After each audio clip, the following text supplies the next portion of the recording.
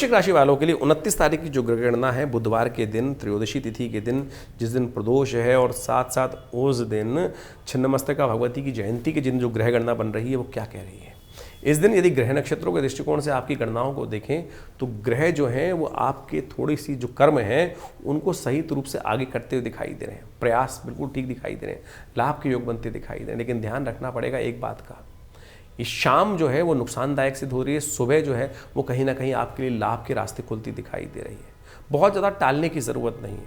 इस वक्त मनोवृत्ति जो है थोड़ी सी आलस प्रवृत्ति होने के कारण से कर लेंगे काम को थोड़ा कर लेंगे, ऐसी प्रवृत्ति होती दिखाई दे रही है। जो देर का काम होता है वो कहीं ना कहीं जो है नुकसानदायक सिद्ध हो सकता है। प्रदोष काल में शाम का समय तो पूजा का होता है, कोशिश करें सुबह सुबह से ही महत्वपूर्ण योग का लाभ लेते हुए कार्य में लग जाएं तो लाभ की स्थिति अवश्य आपके लिए बनती दिखाई दे रही है। बहुत देर आलस में रहना, काम को टालना ठीक नहीं है। प्रदोष काल है, इस दिन भगवान शिव की थोड़ी आराधना करें। आपकी राशि के दृष्टिकोण से थोड़ा मीठा दूध भगवान पर अर्पित करना, गुड़ भगवान पर अर्पित करना, ये कहीं ना कहीं आपके लिए लाभ के योग बनाएगा।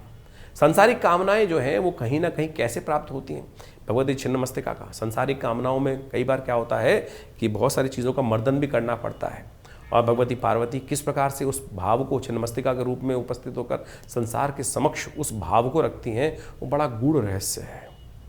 हमारे इस कथानक को अच्छे समझें। जो त्रयोदशी तिथि है उस दिन भगवती छिन्नमस्तिका का प्राकट्य उत्सव होता है, उस दिन उनका प्रादुर्भाव हुआ। ये भगवती का बड़ा दिव्य स्वरूप है। आमतौर पे हमारे भारतीय शास्त्र में जो आध्यात्मिक शास्त्र है उसमें अनेक अनेक कथाएं हैं, और कथाओं का आदि भौतिक आदि दैविक कई प्रकार से उसका इंटरप्रिटेशन है। सीधी तौर पे यदि कथा यदि समझें तो समझ में नहीं आएगी।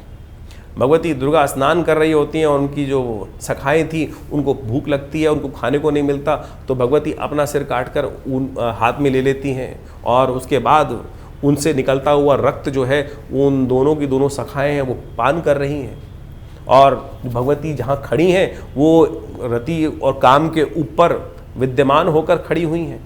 ऐसा स्वरूप आमतौर पे समझ में नहीं आएगा। भगवती का दुर्गा स्वरूप है, भगवती पार्वती जी के संबंध में कथा आती है, तो इन कथाओं को बहुत गूढ़ रूप से समझने की आवश्यकता है। भगवती छिन्नमस्तिका वो ब्रह्मास्त्र हैं कि जो अकाट, जो काम कहीं हो ही ना रहा हो, किसी प्रकार भी समस्या जो हो रही है कि ऐसी समस्या है कि व्यक्ति बहुत ज़्यादा रसातल में चला गया है, तो यानी भगवती ये स्वरूप को सीधी तरह से कथा तो ऐसे समझे, इसका आध्यात्मिक रहस्य बहुत गहरा है, बहुत ज़्यादा गहरा रहस्य है, समझने के लिए आवश्यकता है।